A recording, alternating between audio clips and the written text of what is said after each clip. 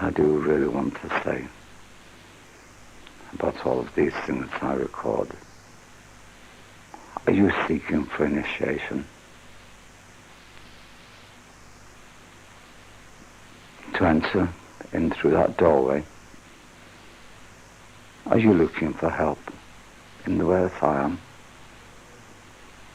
Are you prepared to struggle and to work and to come back time and time again to that door, have to have the door slammed in your face? I was trained by my grandmother. When I was 7, she started to tell me what witchcraft was and what magic is. And she weaved a spell of love around me. And I was terrified of the dark mysteries of woman. But over the years, through my experience, I have evolved. And so I can only speak to you in the way that I've been trained. That I can only speak of you of pieces of paper that I have lying around. Are they runic symbols? Are they Sanskrit? Are they Arabic? There is a temple within me that has a dogma, an evolvement, a ritual.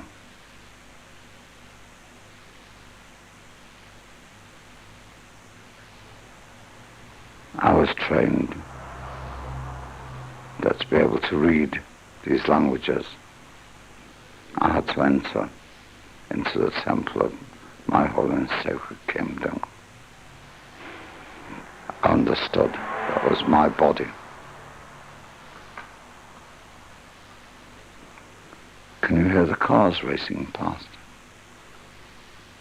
You hear zoom, zoom. But surely when you lie down alone, don't the liquids of your body move around and gurgle and disturb your silence? I can work now in the silence of my being. And constantly, I'm fighting away from what I have to speak. I have to allow a higher aspect of myself to speak through me. And this, I hope, you will understand.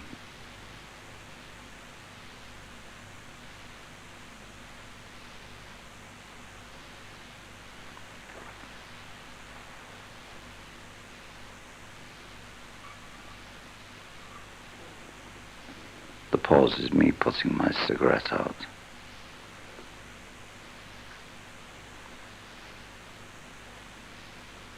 So what am I going to say? You're looking for witchcraft? Are you looking for magic? Are you looking for the weakest, innermost bits of yourself, hiding in dark corners and dark rooms? The craft isn't like that. Are you looking for the magic of a boyfriend and common sex that you can get anywhere? Do you think that because we're matriarchal and patriarchal, that men and women take their clothes off and to work? You can get that outside the circle. It's called sex. Anywhere. Any evening, any night.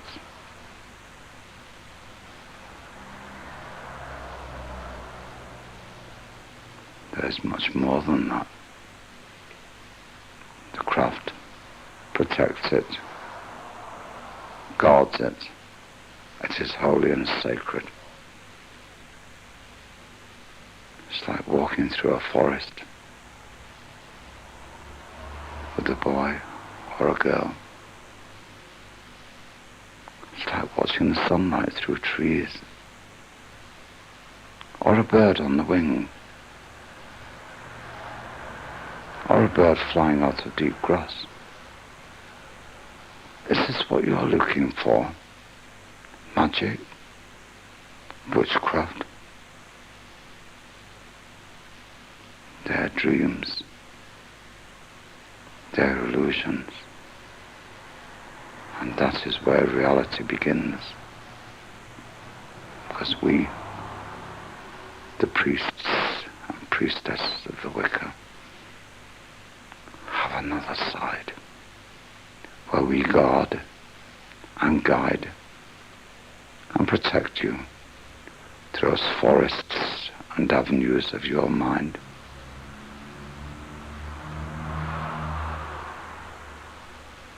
Listen to the sounds of cars passing by. They are the symbols of your involvement. Now, shall I spend an hour or so with you, telling the story of the craft of witchcraft and magic and sorcery and witchery, and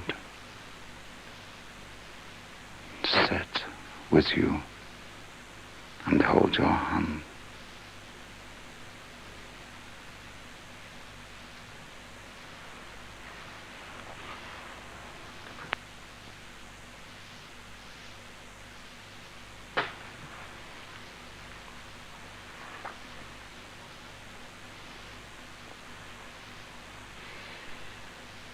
The craft is a religion.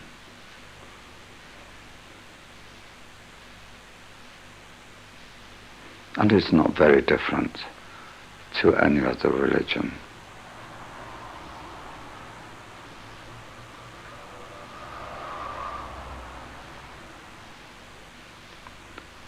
Just like churches, just like cathedrals, just like chapels, possession, and it does possess the Wicca, a very organized possession and position around a central kernel.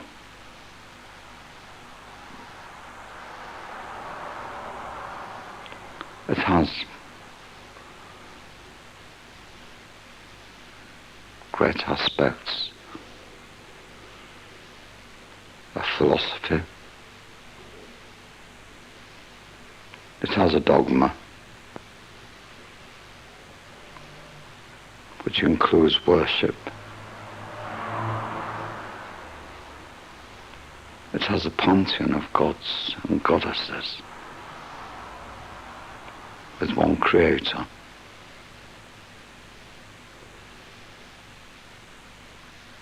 It has ethics,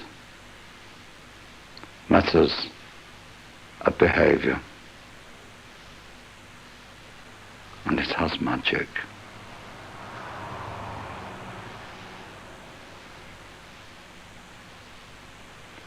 But beyond that, it has an organization.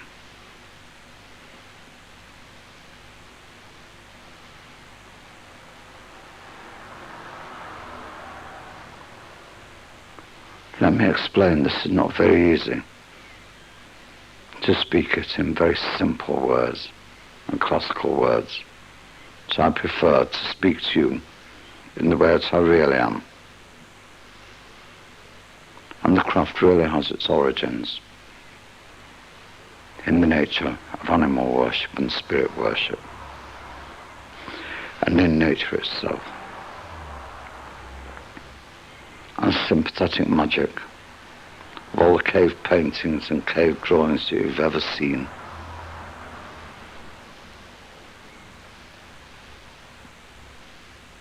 And since then,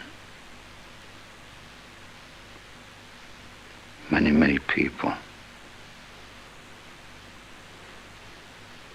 been in a constant state of evolution ever since, looking for those old nature paintings, the archaic images of themselves.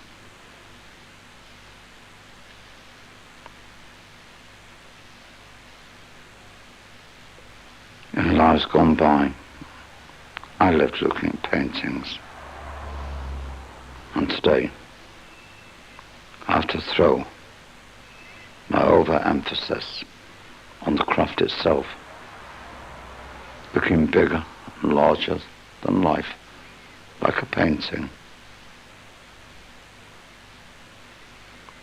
But first I must say, I must always overthrow the feminine aspect of every single thing that I speak to, for I worship a goddess.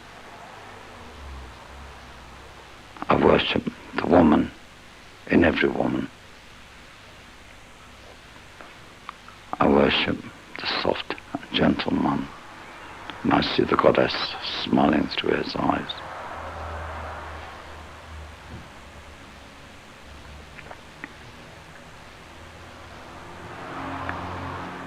By saying that, I don't mean that the goddess or the feminine aspect is the greater.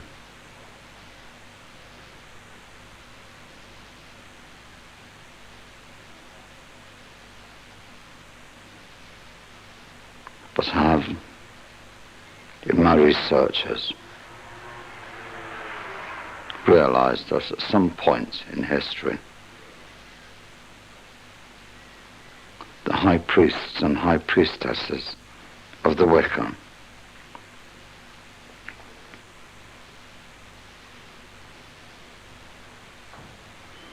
decided that men were not capable of running these organizations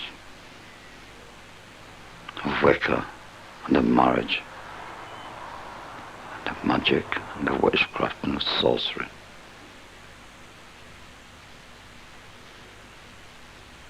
So woman walked in and emphasized the matriarchal aspects of things. So now, in our Book of Shadows, all our rituals lean toward and are emphasized toward the matriarchal aspect of things. And she is the female aspect of the Creator, rather than him.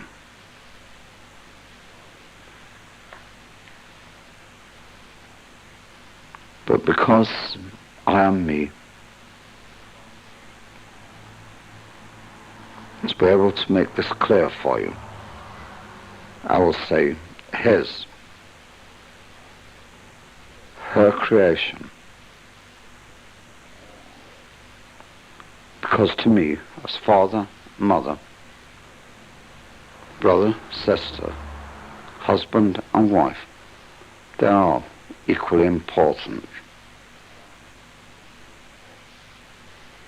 Even when the God is in his death aspect,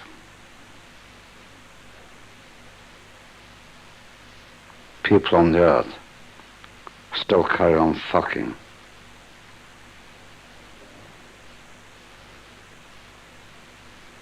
Which for me only goes to prove that God himself is still fertile in life, but religiously and dogmatically he is put out of sight.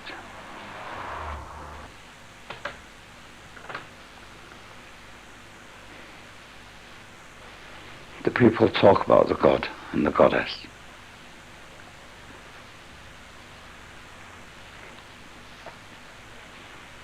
In their minds, they believe that they are living beings personified. Does it matter?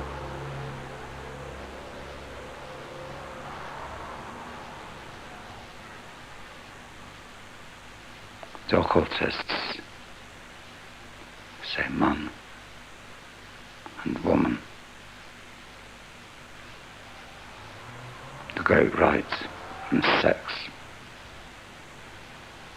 whether in Kabbalism or in the Wicca, there it exists. But the hermeticians and the alchemists say electromagnetical.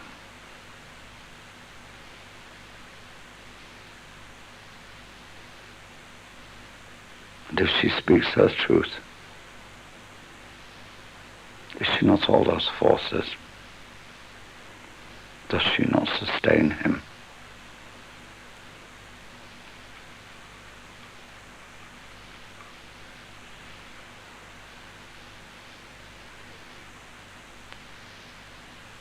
Is she not the male and female principle, the god and the goddess?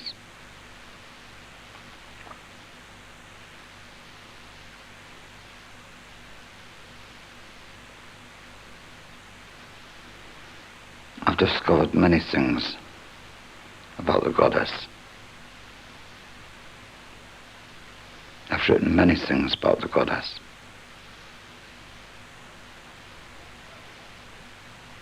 I studied her. For me, she is woman.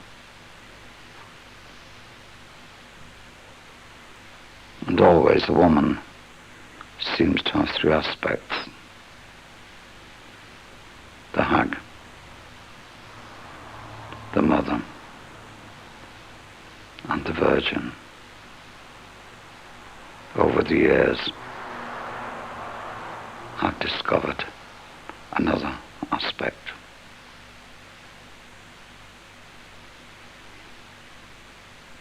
These are the aspects, the four aspects that correspond to the changing stages of the moon.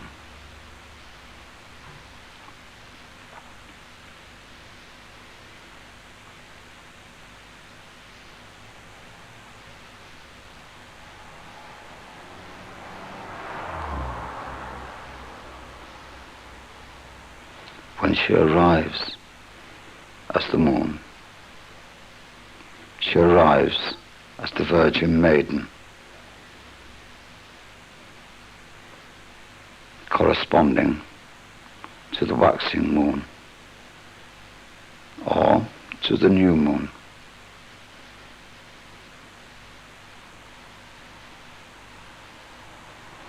And then she comes as the bountiful mother, corresponding to the full moon.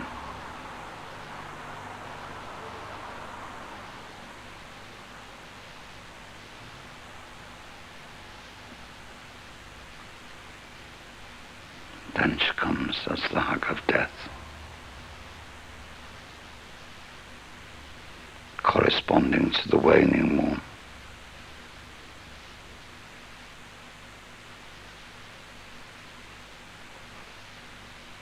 And this is the aspect that all astrologers, astronomers tend to leave out of their calculations. She comes as the dark side of the moon, wherein all is silent. The dark sterile mother is only the daughter of the darkest daughter of night.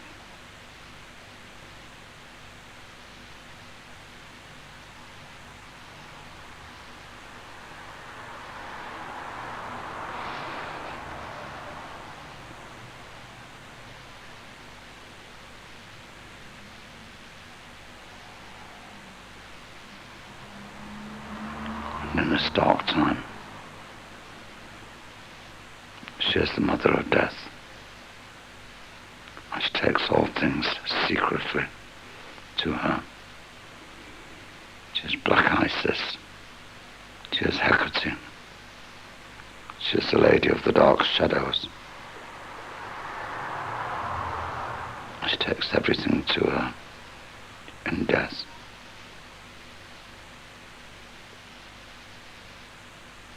And this, her aspect, is what the Black Witches use.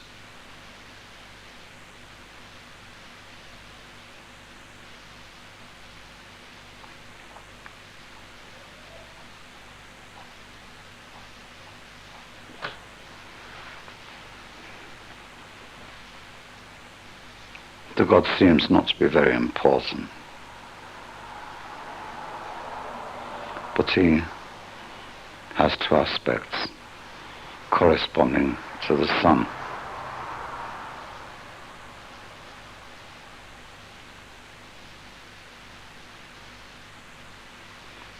And in his symbol of life, in the sun, he represents life.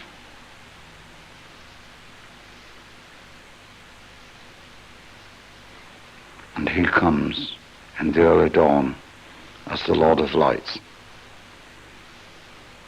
And this corresponds to your day.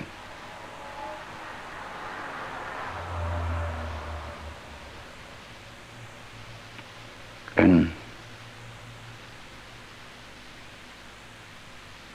his initiation, he represents the Lord of life and of death and of resurrection.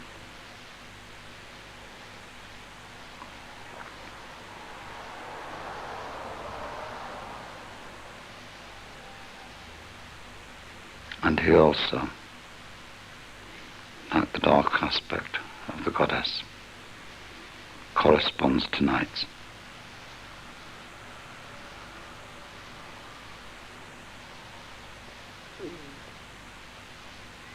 Does this balance of night and day alter through the aspects of the year? So, one or other aspect of his being becomes dominant. He starts out as a hunting deity, and that is, according to the legends that I have studied, according to that archaic belief that I have within myself.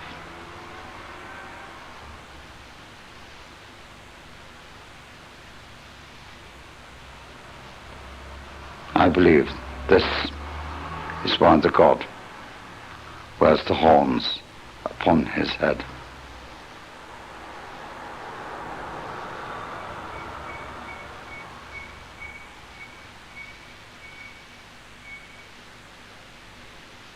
And again, my researchers, in the Hebrew, means the rayed one. But put back into our language, it means the horned one. So the God himself must be holy. And he is, for me, a manifestation, a holy and sacred being, wearing the halo of light upon his head. Christian saints wear them.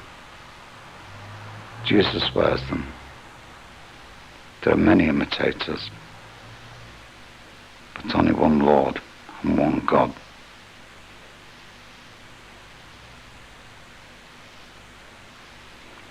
By saying that, talking about halos, I'm not decrying Jesus or his death and resurrection ceremonies.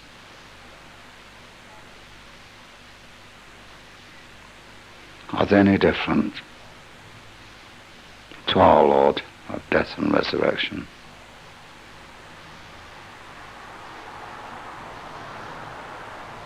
The God I worship, the honoured one, is the Lord of lights and of love. But the great matriarch, the goddess, is there.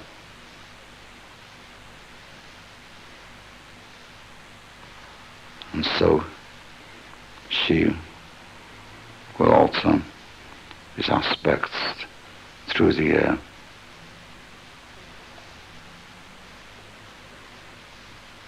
According to her perfect law,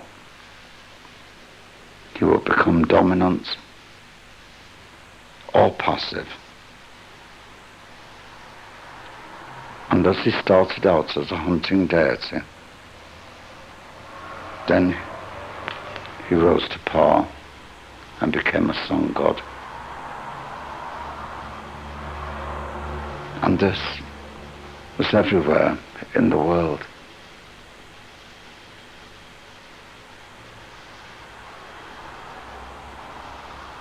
The halo,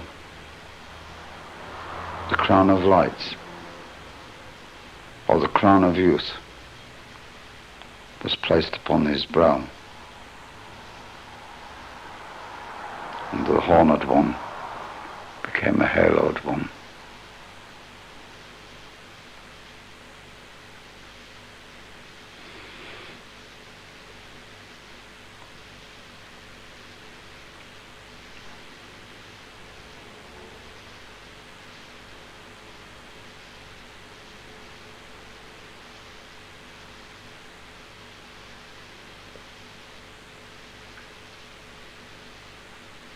Always behind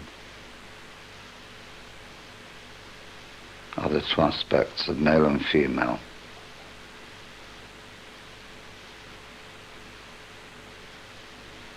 There's not the whole of creation.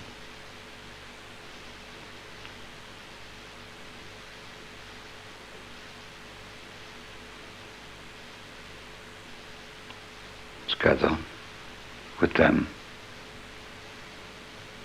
And do they not lie beyond creation?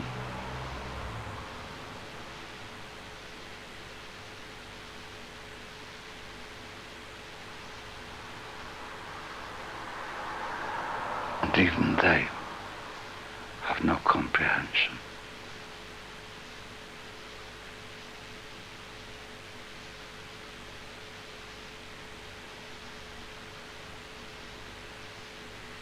They accept.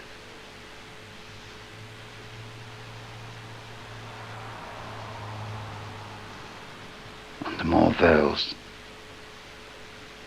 that you will try to tear away by listening to this, the less you will know and understand. And the more you must learn to accept.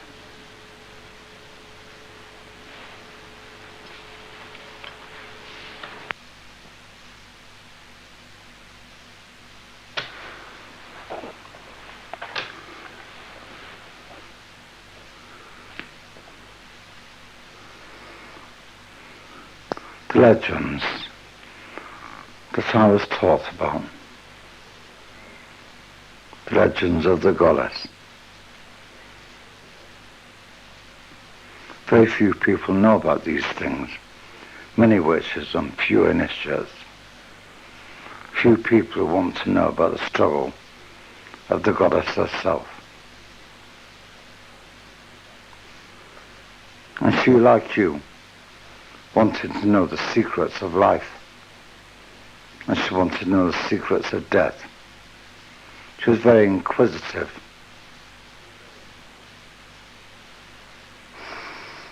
And so she went to the mighty ones, the lords of the watchtowers.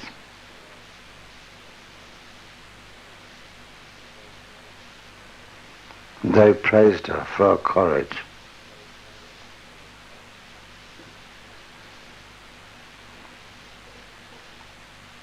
They said,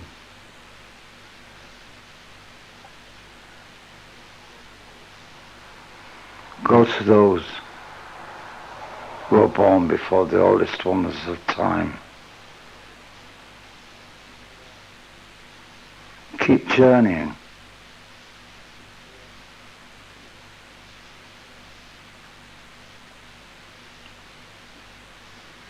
And she went, and she travelled to see the great mothers of time.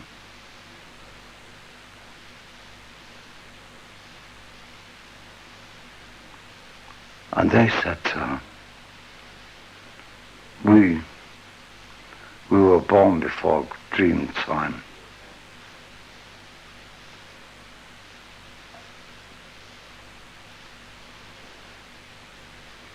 And they also praised her for her courage.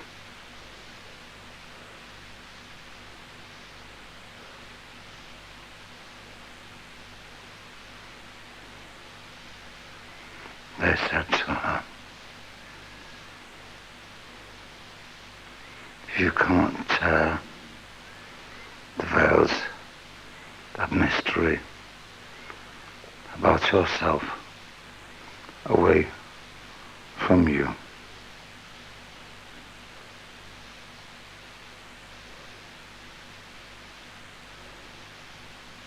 always there will be a mystery of your God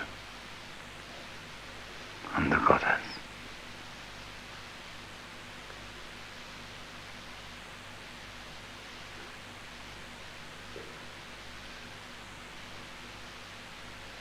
The third level is very different.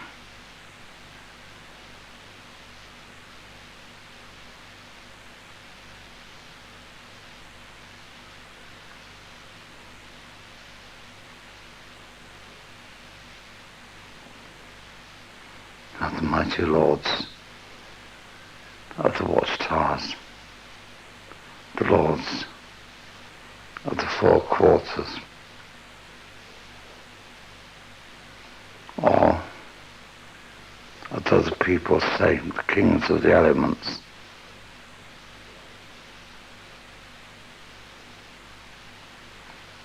Or angels.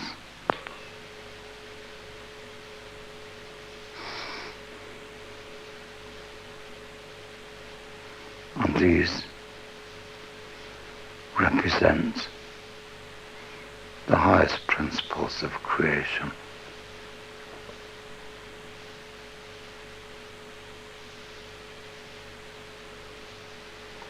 Lord of air in the east, the Lord of fire,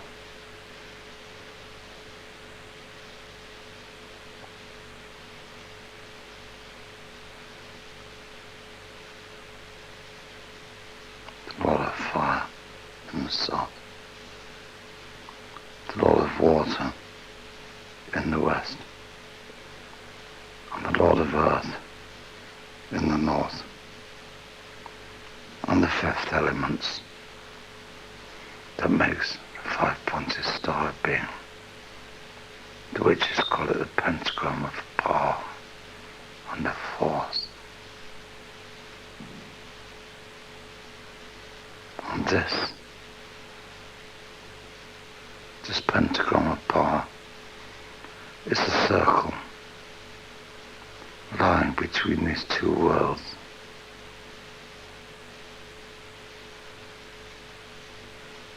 The quintessence of spirit.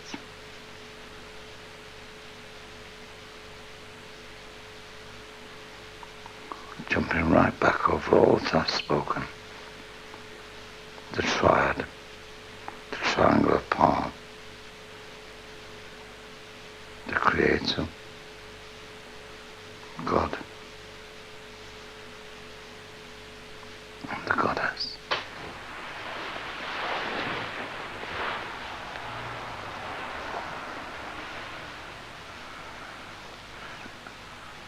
On the fourth level,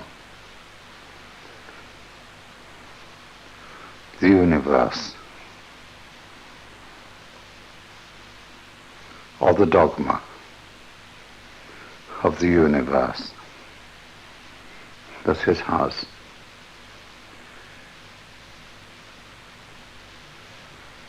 Is the concept of law.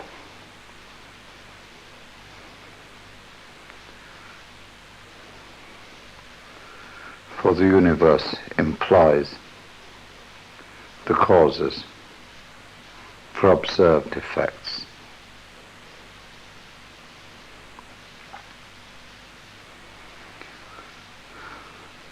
The craft therefore holds the theory of reincarnation to account for observed inborn talents in certain people.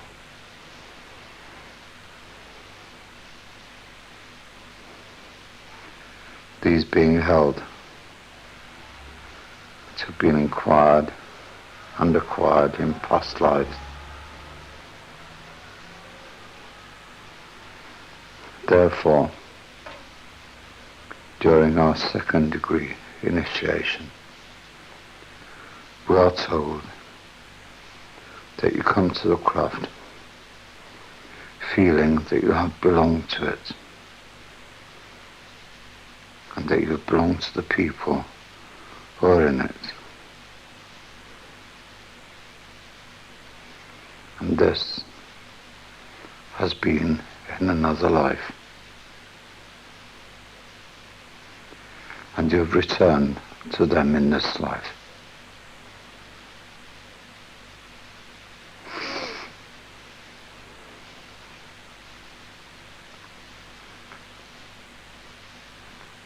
You say that you feel the essential mystery and wonder of life,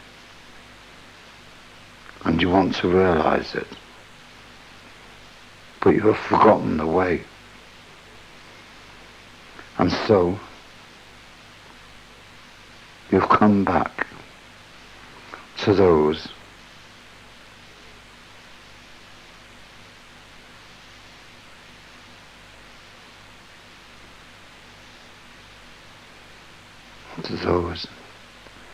who you know have the mystery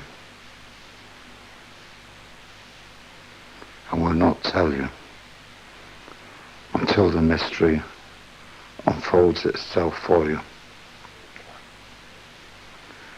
And we say during our second degree,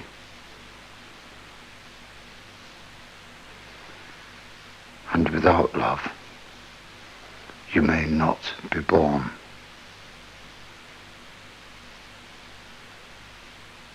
And I cannot give that away to you, because it is in the ritual.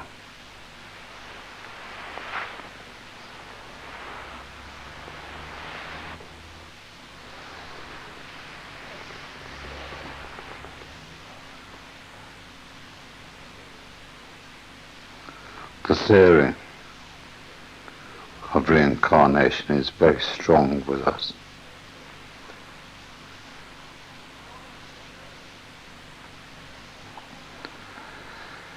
And our worship brings us to a logical and sincere method of worshipping the Creator through creation. And this is the experience of joy itself. And this joy is in creation, such as one may feel on a good day when the whole world seems to be singing.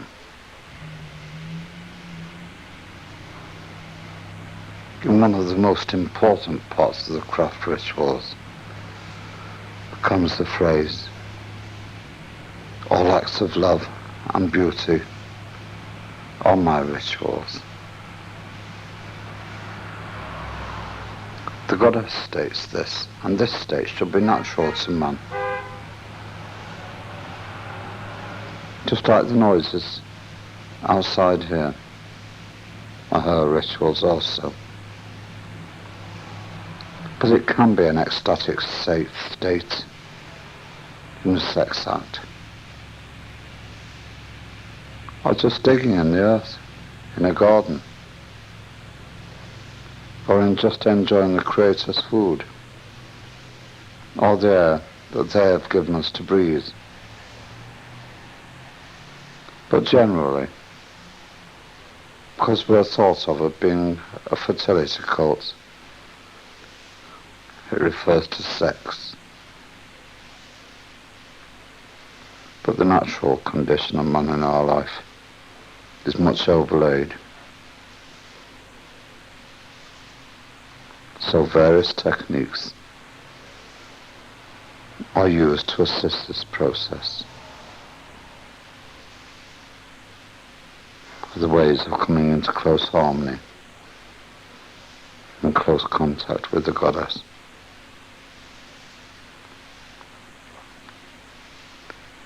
And the first thing we do is to use any means of removing the obstacles between the initiate and the universe. And this tends to lead to a joyful state. And these methods usually range from the use of mental exercises to throw the attention constantly outward. For is it not written, for that which thou seekest, thou findest not within thee, thou wilt never find it without thee. So it is to bring out and not to leave in.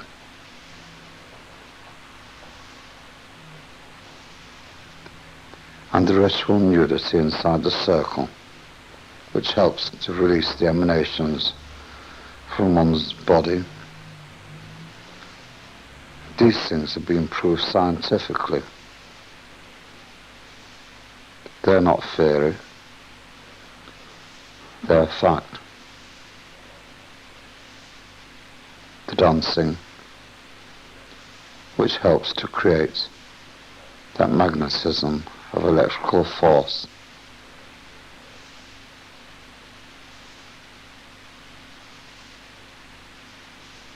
And sex itself, which obviously leads to a state of joy.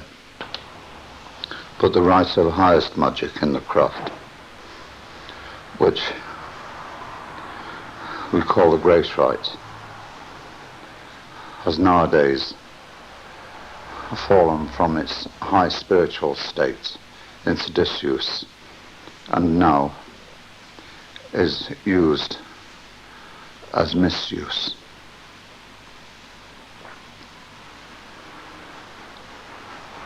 And so, because the goddess does not wish her true initiates to offer tainted worship, it is far better to do the great rite in token. For you cannot trust everybody that you work with, even though they are witches. And this for me is very sad, because it is the impact of the surrounding culture on us. And therefore the main prerequisite that we ask is that each participant should see in the other one the appropriate aspect of the Creator. And people being what they are, and witches being who they are, this is hard for us to maintain in all the companions of the circle.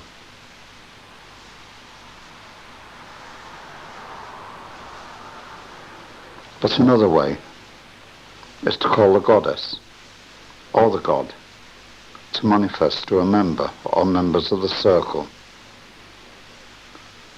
This we call, when we are working inside the magic circle, drawing down the moon.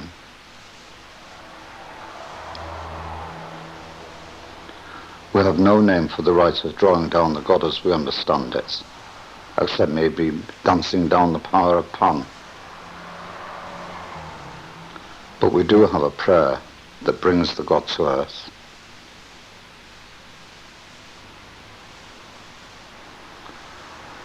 I would like to discuss the meetings. The craft has 3 kinds of meetings, and they are known as the major festivals or Sabbats. And these are agricultural celebrations and are therefore of interest to the mass of the people, because they provide humanity with food of all kinds.